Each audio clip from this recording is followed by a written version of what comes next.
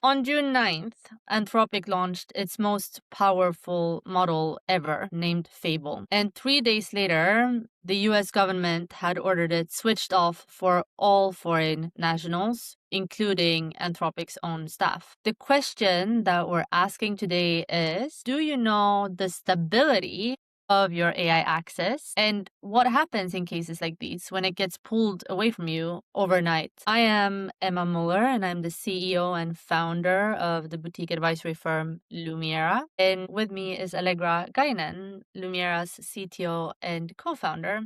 Welcome, Allegra. Thank you, Emma. So let's talk through this because the whole government shut off a whole AI model sounds quite dramatic, but it's not the whole story. Yeah, you're right. There's some nuance here. So the facts are that, as you mentioned, the US Commerce Department executed this order to restrict foreign nationals' access to this model, which was a live system already deployed to hundreds of millions of people by Anthropic. This was actually a safer version of a model that the US government already had access to called Mythos that came out a couple of months ago. And the important thing here is that this wasn't a company pulling its own product. It also wasn't the government reaching in directly and turning the switch off by itself. It was a directive. So right after this launch, there was the global shutdown, and there was no warning and no path to appeal for the businesses that already started to adopt this model.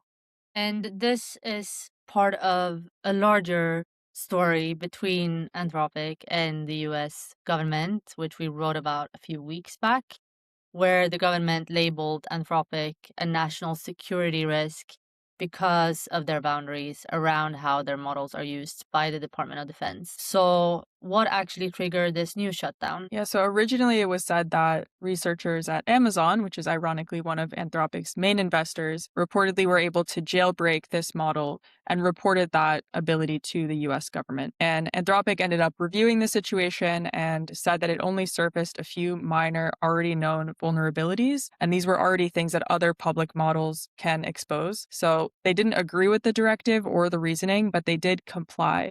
And they complied by revoking access to all users. So although the directive was specifically aimed at foreign nationals, they didn't have the infrastructure to distinguish between one user and another. So they pulled access for everybody. And there's also a few other versions of this story floating around too. What's that? Yeah, so more recently, a national security agency official was cited saying that the model that they had access to, Mythos, was reported to have identified vulnerabilities in highly sensitive and secure US government computer systems. And this happened during a testing exercise. So this was not a live breach of systems. It was not a live scenario. It was part of this testing that Anthropic had conducted hand in hand with the US government and a selected group of other organizations that they're calling Project Glasswing.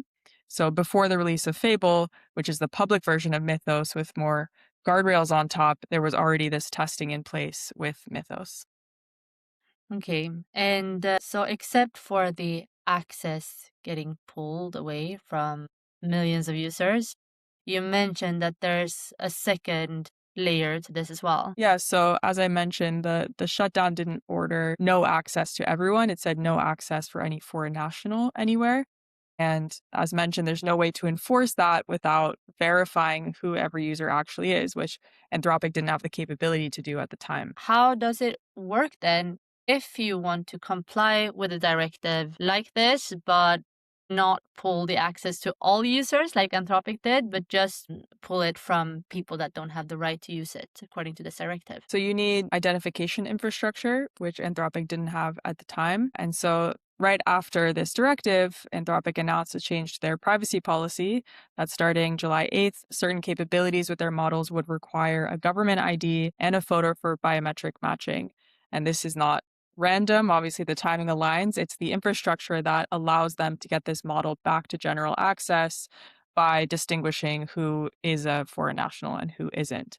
So the losing access is one part of this risk, but not controlling the terms of access is a different one. And both of those happen at the same time. And does this push any organization towards a different AI setup or how to handle this? Yes, we're already seeing a reaction to this with a push towards open source because Anthropic's models are closed. So we saw shares in Chinese open source labs jump immediately after this directive and shutdown, because if it's an open source model, it means no one can just flip a switch on it as it's running on your own hardware. And what are the main three questions that leaders should ask themselves to make sure that they are set up for a good AI strategy and a strategic approach to this issue?